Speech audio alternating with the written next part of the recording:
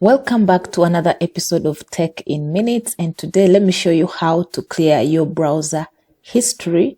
I'm gonna demonstrate for two browsers since those are the ones I have, Google Chrome and Microsoft Edge. So first I'm gonna use Google Chrome. So this is my Google Chrome. I love this. I just found out this Chrome extension and it's been amazing. It's been amazing. It's tracking my habit. So now to clear cache, I'm going to just come right here where these three dots are.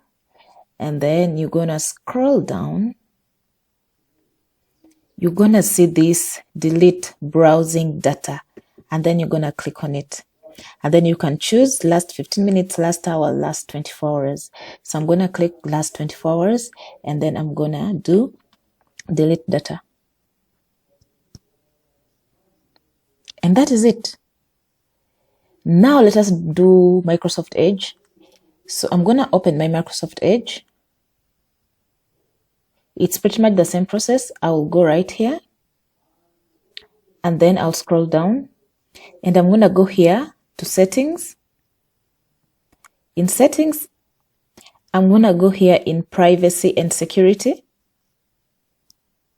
Then you can see there's an option here. Clear browsing data.